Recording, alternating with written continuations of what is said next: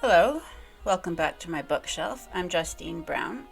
Please subscribe if you haven't already. Today we're talking about the establishment of the Georgia colony. In 1729, William Hogarth produced a portrait of the Jails Committee, set up by Parliament in order to investigate Great Britain's prisons. For once, Hogarth was commending rather than satirizing his subjects, a respectable group of bewigged gentlemen. The committee, which was led by a Tory MP, the spirited officer James Edward Oglethorpe, was winning praise from the likes of poets Alexander Pope and James Thomson, who wrote Rural Britannia, for its work.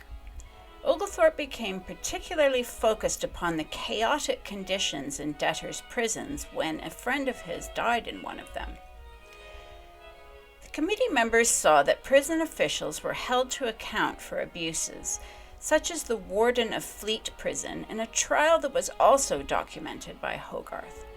It was James Edward Oglethorpe's experience touring the miserable debtors' prisons that prompted him to propose, design, and found a utopian experiment for the worthy poor, those whose poverty stemmed from misfortune as opposed to some dramatic moral failing. He wrote, quote, "The cities of London, Westminster, and parts adjacent do abound with great numbers of indigent persons, who are reduced to such necessity as to become burdensome to the public, and who could be willing to seek a livelihood in any part of His Majesty's plantations in America, if they were provided with passage and means of settling there." Unquote. It would be called Georgia in honor of the current monarch, the Hanoverian George II. Oglethorpe got the 1734 charter for the 13th British colony chiefly because it would serve as a strategic buffer between South Carolina and Spanish Florida. Failing to win financial support from Parliament, however, he solicited private donors. The project would be administered from London by 20 trustees. The Georgia colony was fashioned to showcase the theory that poor families, such as those who now populated debtors' prisons, could thrive given the right conditions. Community, purpose, and a plot of land to call their own. These things would be transformative, he predicted. Oglethorpe's ideal commonwealth of Georgia would eventually call into question not only the order of things in Whig Party-dominated Great Britain, but also in the adjacent settlements. Oglethorpe's personal priorities and apparently boundless energy would define the Georgia colony. He was born in 1696 to an ancient English family who had been exceedingly loyal to the Stuarts. They had been Cavaliers suffering under Puritan rule, and then ardent Jacobites, supporters of the claims of James II and VII and his descendants, at a time when the question of the succession to the thrones of England, Scotland, and Ireland was by no means settled. Though the Stuarts were living in exile on the continent, many considered them to be the rightful royal family. Jacobitism today is tinged with wistful romance, but between 1688 and 1745 it possessed considerable force, both military and moral. Young Oglethorpe was named in honor of James Francis Edward Stuart, King James III and VIII in the Jacobite succession. Oglethorpe joined the army at a young age. Eager to see action, he went to the continent to join his scattered and exiled family members, later fighting for the Austrians against the invading Ottoman Turks. He was at the siege of Belgrade in 1717. Upon his return to England, Oglethorpe attended Corpus Christi College, Oxford. He came into the family estate known as Westbrook in Godalming, Surrey.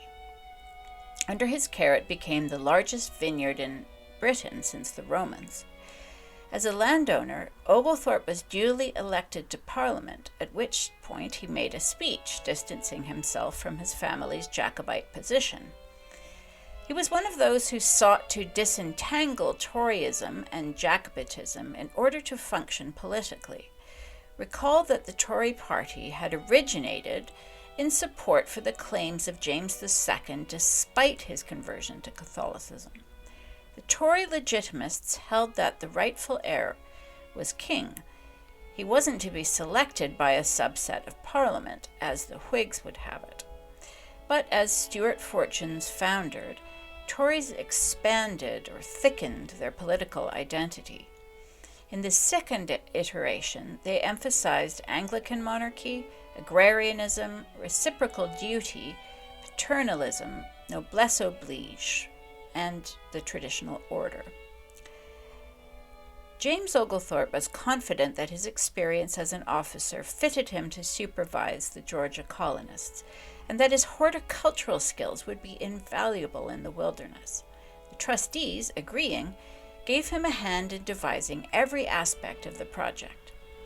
Georgia was to be a land of small and closely knit family farms, united under the motto non sibi sed alis, not for self but others.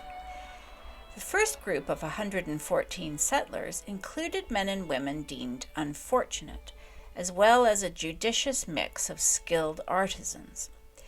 Savannah was imagined on paper well before the first ship for Georgia, the Anne, left England in 1734 for the 2-month voyage to America. Oglethorpe was aboard. The design, now known as the Oglethorpe Plan, drew inspiration from the Grand Model as implemented in South Carolina. Georgia trustee documents refer to the ordinances of, quote, wise Locke, unquote. As we saw last time, Whig political philosopher John Locke was Carolina's chief planner. However, sharp distinctions would emerge as well. Oglethorpe agreed that city planning is itself a form of governance. The form of the city shapes and guides its denizens. Armed with the Oglethorpe Plan, the colonists erected tents and set to work clearing the territory between the Savannah and Altamaha rivers. Meanwhile, their leader negotiated treaties with local tribes, members of the Cherokee Federation. Fortunately, a local interpreter, Mary Musgrove, was on hand. The governor understood how important the native people could be for the fur trade and as potential allies against the Spanish. Oglethorpe became close to the Yamacraw chief, Tomochichi, who said this of his friend, quote, "We love him. He does not give us silver, but everything we want that he has, he gives. He has given me the coat off his back and the blanket from under him," unquote. Chief Tomochichi and entourage accompanied Oglethorpe on a visit to England in 1737, meeting the king and the trustees and attending Shakespeare plays, among other things. They sailed back, bringing 250 new colonists. Savannah was built according to a ward system, with lots laid out on a wide grid in order to prevent fire and disease. Lessons learnt, as we saw previously, from the redesign of London following the Great Fire of 1666. The lots are clustered in groups of 10 called tithings around communal squares for recreation and security. In case of attack, the families could assemble there for safety. Of the 27 original wards laid out in the 1730s, 22 remain today within the Savannah Historic District. Showcasing the ideal of fair land distribution, Oglethorpe allocated each male a minimum of 50 acres, a lot in the city, a gardening plot nearby, and 45 acres outside the city for farming. Space was set aside for public buildings such as churches and a courthouse. Those who received land through trustee charity could neither sell nor borrow money against it. No one person could own more than 500 acres, and trustees, including Oglethorpe, were barred from owning land in the Georgia colony. In addition to subsistence crops, all Georgians were expected to serve the mother country, Great Britain, by raising crops that she struggled to provide for herself, such as mulberry trees for silk, olives, and grapes. Colonies not only siphoned off the unruly, they also helped to make Great Britain self-sufficient in an age of mercantilism. A few years later, Queen Caroline would wear a dress of Georgia silk to promote Oglethorpe's Utopia. Seeking to cultivate a virtuous populace, then, Oglethorpe invited along a particularly sincere Anglican minister, John Wesley, to be his chaplain at Savannah. Wesley was accompanied by his brother, the prolific hymnist Charles Wesley. They were expected to tend the English flock and act as missionaries to local tribesmen like the Yamacraw. The Wesleys, feeling that they lacked the inspiration to make converts, eventually returned to England, determined to transform their own faith from within. The result was Methodist revivalism. Because Methodism was born out of the Wesleys' experiences in the nascent colony, it can be seen as a peculiarly Georgian religion. As a side note, Hogarth mocked the emotionality of Methodism mercilessly. Proclaimed as a religious refuge, the colony welcomed a variety of Protestant sects. The Society for the Promotion of Christian Knowledge, SPCK, which had been founded in 1698 for missionary work, quote, in the plantations abroad, unquote, lent its support to the project by sponsoring European sects once it was deemed that Papists, Catholics, would be barred from the Georgia colony. Catholics had been excluded virtually by definition from the rubric of toleration and religious liberty since the Revolution of 1688. To many Englishmen, religious liberty and Catholic exclusion were the same thing. Oglethorpe's reason was more specific. He feared that Catholic settlers might favor Spanish Florida. The original English and Scottish colonists were soon joined by fellow Protestants from the continent, members of the Salzburger sect, who had been expelled by Austria-Hungary, as well as Moravians from Germany. The evangelist Reverend George Whitefield set up an orphanage near Savannah. Oglethorpe was also quick to found a Masonic lodge, known today as Solomon's Temple in Savannah. James Oglethorpe intended the Georgia colony to present a rebuke to its neighbor. He wrote this of South Carolina, quote, "I have never seen inhabitants so proud, so indolent, and so malicious," unquote. Industriousness was the Georgian ideal. Oglethorpe famously banned liquor, as well as slavery, from the colony. He knew the dangers of excessive drink personally. He had a reputation for getting ornery under the influence, and had in fact once killed a man in a tavern fight, for which he had been imprisoned for a time, but the death was eventually ruled unintentional. But like his friend William Hogarth, who juxtaposed the degenerate culture of Gin Lane with that of wholesome Beer Street in these famous prints, Oglethorpe distinguished between types of alcohol. He believed that hard alcohol, like, quote, "that cursed evil rum," unquote, which abounded in the South and in the West Indies, was morally corrosive and dangerous, while beer and wine could be drunk in moderation. In the 18th century and prior, it was customary for laborers to drink weak beer during the daytime. It curbed hunger as well as thirst. Beer would have been especially useful in the southern colonies, where safe drinking water was in short supply.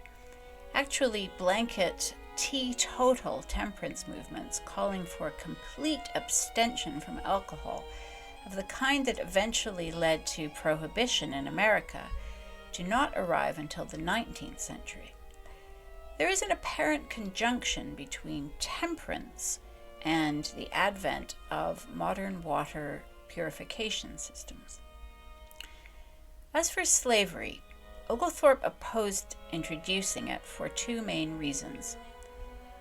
It would rob Africans of their liberty, by definition, but it would also damage the smallholder settlers whose interest he was bound to protect above all. He maintained that slaves would undercut the value of labor and make work less necessary.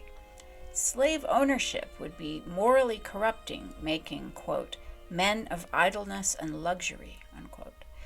Overall, slavery would defeat the purpose of the colony, which was to relieve distress. The settlers themselves were split on the question.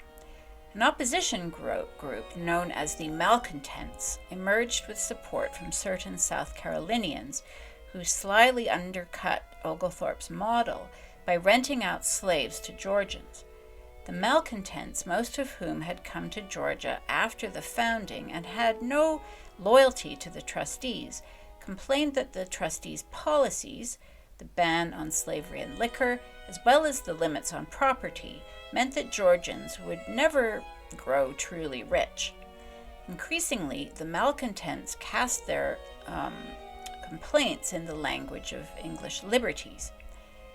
Oglethorpe, who had since been made a general for defending the colony against the Spanish, was summoned to London in 1743 to face certain of the settlers' complaints. He was cleared. Then in the following year he married an heiress, Lady Elizabeth Wright, and they settled at her ancestral home in Essex. The Georgia Charter expired in 1752 and was not renewed. Georgia became a crown colony the same year. The experiment was over, but some of the structure remained. Going forward, a more local politics to offset the ongoing centralization of power in modernity might lead to individual states rediscovering such traditions.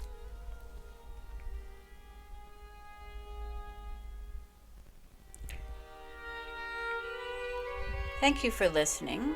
I hope you enjoyed it, and I welcome your comments below. And I will see you next time.